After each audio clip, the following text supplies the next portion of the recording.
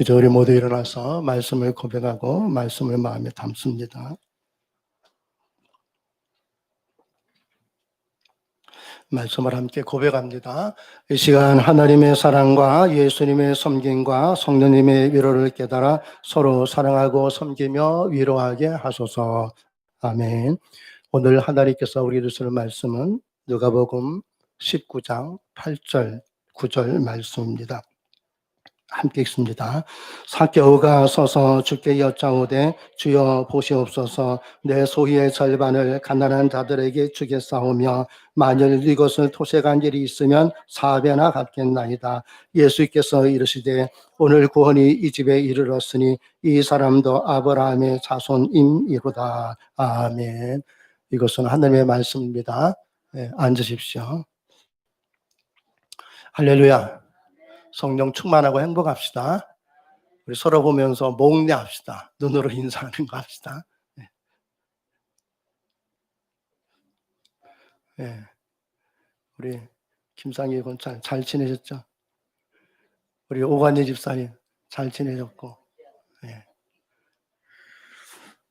부모는 자식이 다 자라서 결혼을 하고 그 자식이 아이를 낳아서 손주를 보게 되면 그것처럼 기쁘고 행복한 게 없다 합니다. 제 나이 또래의 친구 목사들 중에서 손주 사랑에 푹 빠져 있는 사람들이 여럿 있습니다. 하도 손주 자랑을 해서 제가 물어봤습니다. 손주가 그렇게 좋으냐? 그랬더니 김 목사도 손주가 생겨봐. 나보다 더 했으면 더 했지 덜 하진 않을 걸 그러더라고요. 머지않아 제게도 그런 날이 오겠죠. 저와 같이 이런 생각이 간절한 사람이 있었습니다. 친구들 자식들은 다 결혼을 해서 손주를 보았는데 결혼이 늦은 딸을 둔 권사가 있었습니다. 그러다 보니 새벽에 하나님의 성전에 가서 기도하는 기도의 제목이 자나깨나 딸이 시집가는 바로 그것이었습니다. 근데 어느 날 하나님이 응답하셔서 그 딸이 좋은 신랑을 만나서 결혼을 했습니다. 그리고 그 딸이 예쁜 공주를 낳았습니다. 드럽게 손주를 본 이 권사님은 세상을 다 가진 듯이 기뻤습니다. 하지만 사는 게 바듯하다 보니 딸은 아기가 젖을 떼자마자 어머니에게 맡기고 출근을 했습니다.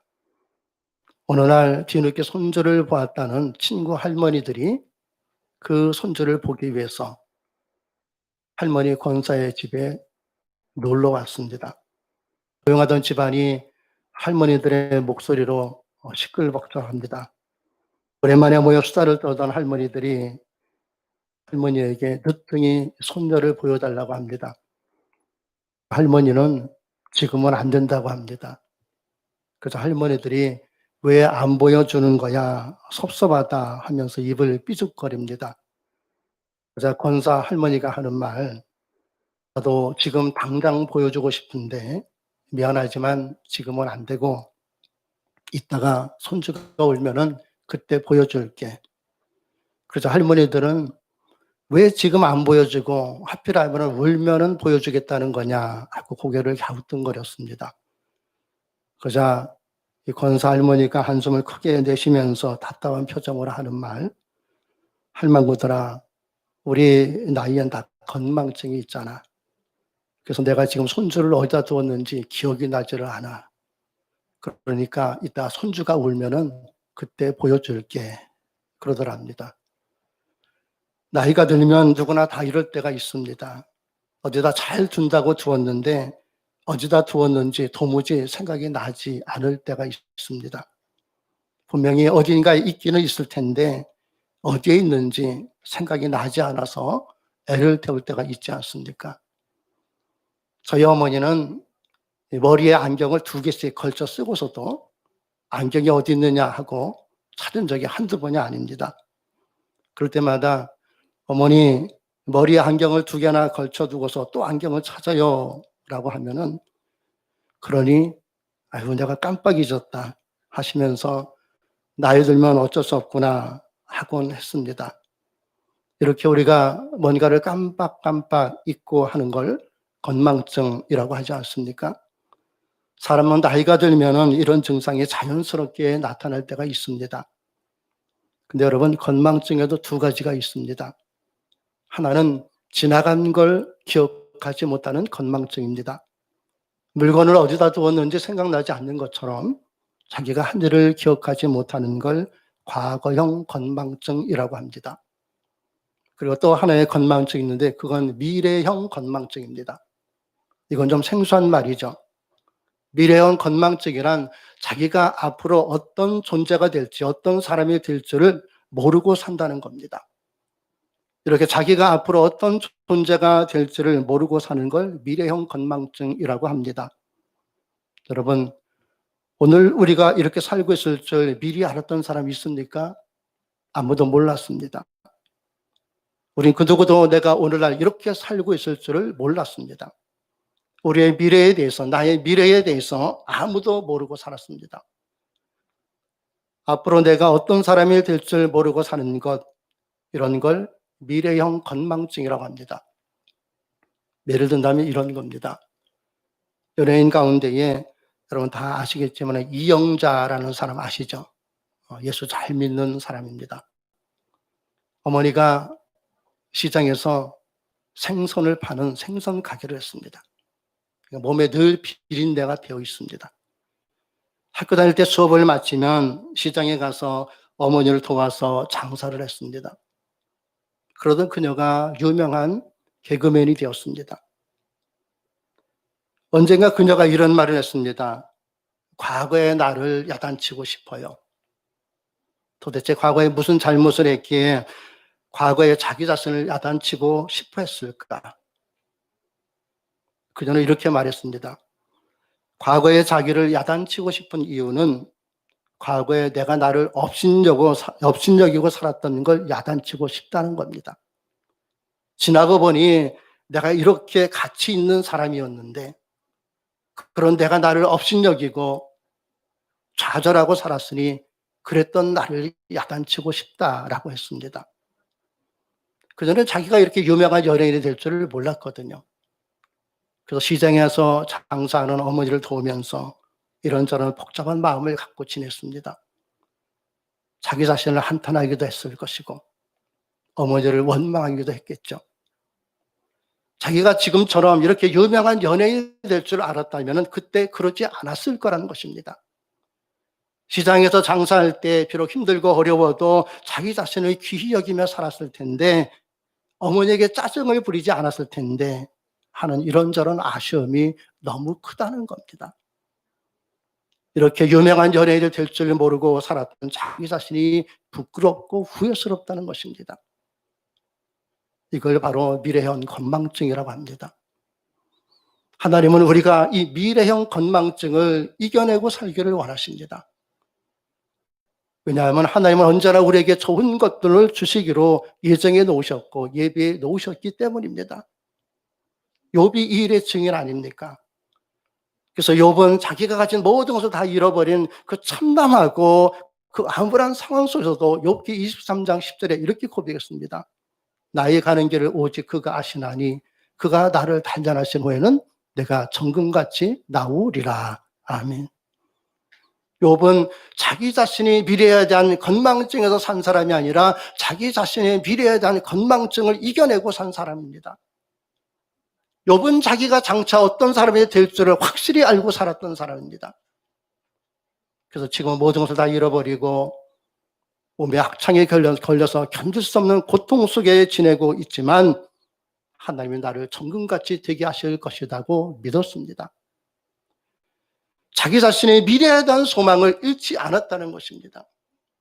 몽땅 다 망한 사람이지만 하나님이 지금보다 나를 더 멋진 사람 되게 해주실 것을 믿었습니다. 욥은 자기 자신의 미래를 이렇게 아름답게 보았다는 겁니다.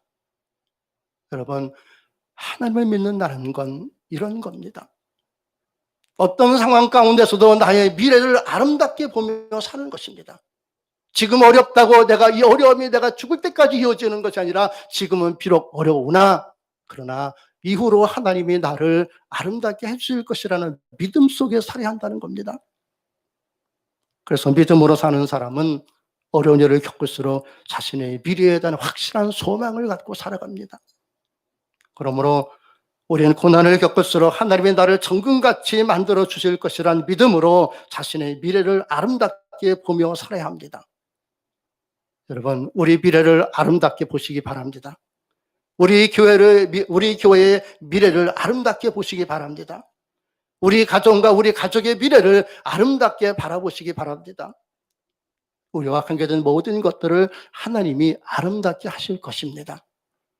그래서 우리는 우리의 미래가 아름답게 된다는 걸 확실히 알고 사는 자들입니다. 이렇게 사는 것이 미래형 건망증을 이겨내고 살아가는 것입니다. 여러분, 살다 보면 어느 순간에 내가 멋지게 보일 때가 있지 않았습니까? 이뻐 보이고 막 사랑스러워 보이고 막 길에 나가면 누가 막 나를 보고 부러워하는 것 같은 그런 나를 발견할 때가 있지 않았습니까? 근데 지금은 어떻습니까? 지금도 그렇습니까? 여러분, 지금도 그래야 합니다. 그리고 앞으로도 그래야 합니다. 앞으로도 우리는 매일 멋진 사람들이기 때문입니다. 우리는 매일 이뻐 보이고 매일 사랑스러워 보이는 그런 사람들입니다. 왜냐하면 모든 것을 할 수 있는 하나님이 우리와 함께 하시기 때문입니다. 그래서 우리는 앞으로도 멋진 사람들입니다. 우리는 앞으로도 예쁘고 사랑스러운 자들입니다. 하나님은 우리의 미래를 이렇게 예비해 놓으셨습니다. 그래서 우린 자기가 어떤 사람이 될 줄 모르고 사는 미래형 건망증 환자들이 아닙니다. 우리가 앞으로 어떤 존재가 될 것인지, 어떤 사람이 될 것인지를 확실히 알고 살아가는 하나님의 자녀들입니다. 그러므로 오늘도 우리는 하나님 안에서 우리 자신을 축복하며 살아야 합니다. 앞으로 더 멋지고, 더 예쁘고, 더 사랑하고, 더 사랑받는 자들로 하나님이 살게 하시기 때문입니다. 그러므로 혹시 지금은 내가 조금 부족하고 힘들지라도 자신을 없이 여기지 말고 토닥토닥 위로해 주시기 바랍니다. 지나고 보면은 내가 이렇게 가치 있는 자였다는 걸 내가 그때 왜 몰랐을까? 미리 알았더라면은 내가 그때 그러지 않았을 텐데 하고 후회하는 일 없도록 말입니다. 여러분, 세상 별거 있습니까? 세상 별거 없어요. 주 안에서 내가 나를 가장 소중히 여기고 살면 그게 잘 사는 거예요. 내가 나를 가치 있는 존재로 잘 관리하며 살면 그게, 그러기 위해서는 누가 뭐래도 우리는 우리 자신이 존귀한 자임을 잊지 말아야 합니다. 주 안에서 내가 나를 존귀한 자로 여기며 살면 하나님 우리를 통해서 놀라운 기적을 베풀어 주십니다. 이렇게 말입니다. 자기 자신에게 어떤 일이 일어날 줄 모르고 사는 사람이 있었습니다.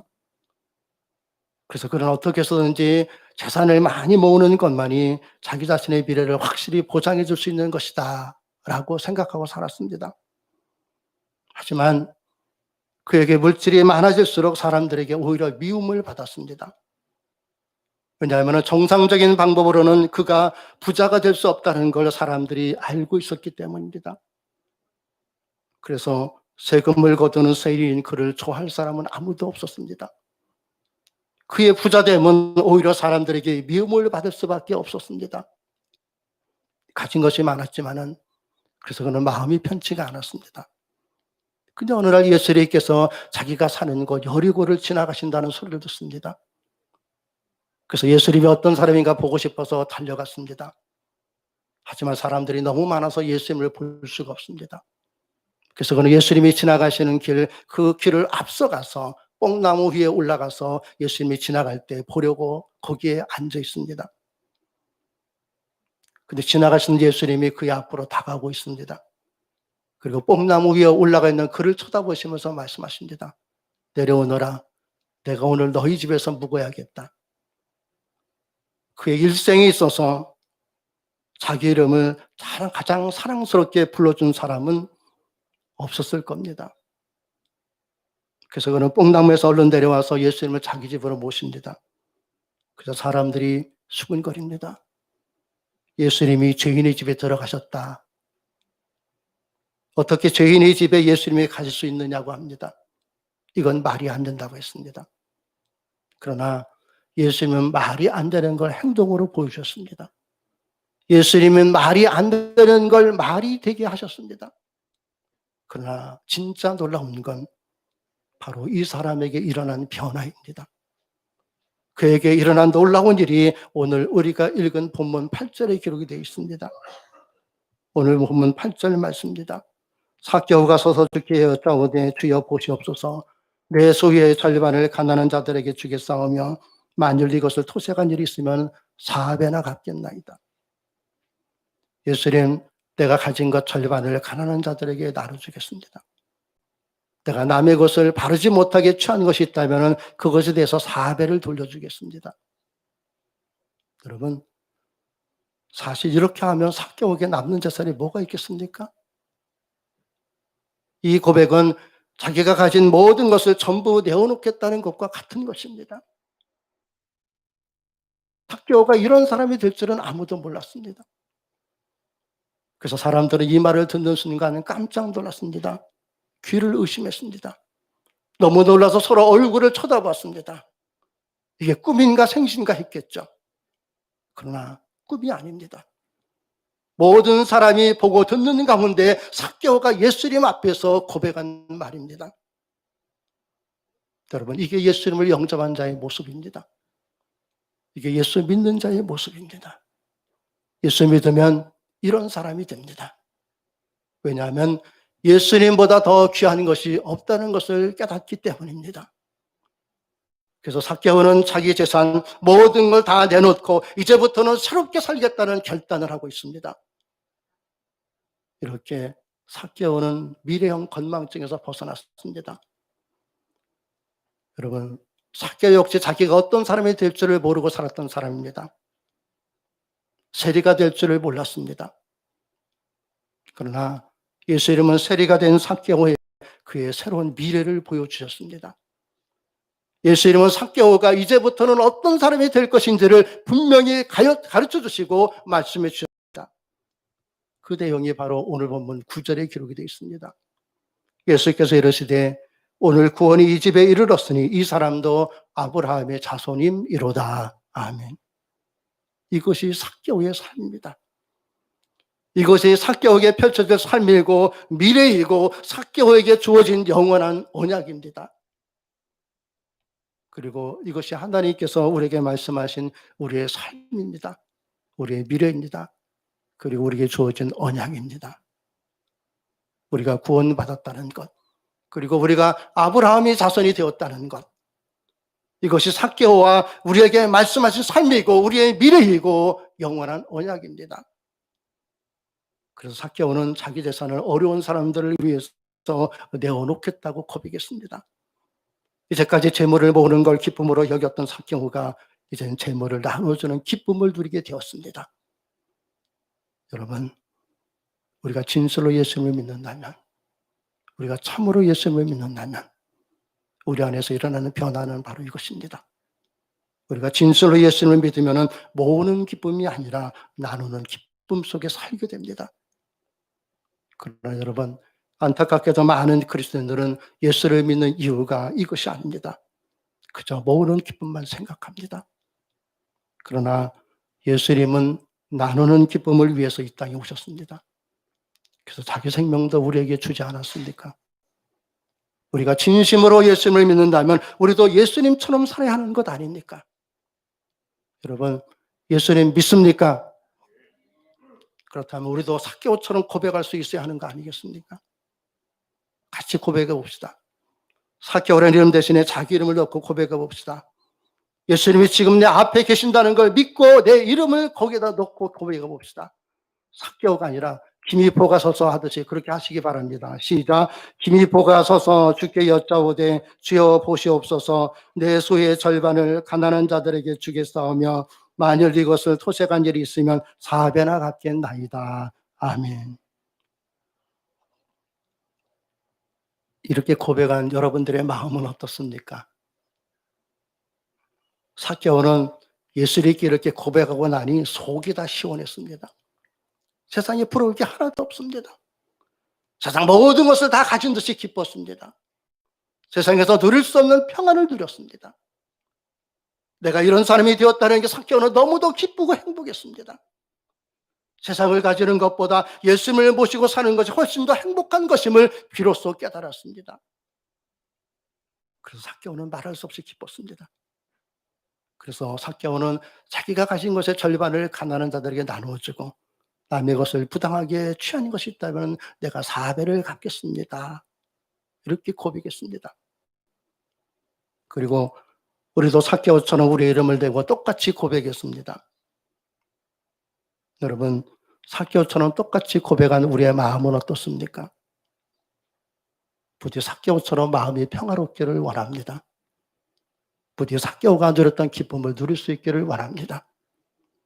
그래서 삭개오의 고백이 아닌 나의 고백으로 삼고 살아가시기를 바랍니다. 주님, 이것이 내가 나누고자 하는 것입니다. 주님, 이렇게 나누는 기쁨을 주시니 감사합니다. 이렇게 나누며 사는 것이 나의 기쁨이 되게 하심을 감사합니다. 이것이 나의 미래가 되게 하심을 감사합니다. 주께서 우리를 위해서 모든 것을 내어주셨듯이 우리도 주님처럼 모든 것을 나누며 사는 것, 이것이 우리의 신앙이고 믿음이어야 합니다. 이 신앙을 행함으로 열매 맺는 우리의 삶이 우리 앞에 활짝 펼쳐져 있습니다. 여러분, 이제 가서 이렇게 사시기 바랍니다. 하나님을 믿는다는 건 모으는 기쁨이 아니라 나누는 기쁨입니다. 삭개오는 이 기쁨을 찾았습니다. 여러분, 우리도 이 기쁨 속에 살아가는 하나님의 백성 되시기를 주님의 이름으로 축원합니다. 여러분, 나누며 사시기 바랍니다. 그러면 주님이 기뻐하십니다. 이제 가서 이렇게 사시기를 주님의 이름으로 축복합니다. 기도하겠습니다. 하나님, 돌아보면은 하나님을 믿는다고 하면서도 우리는 끊임없이 끝없이 하나님 앞에 내가 원하는 것들을 요구했고 또 그것들을 주시기를 고집하며 살았습니다.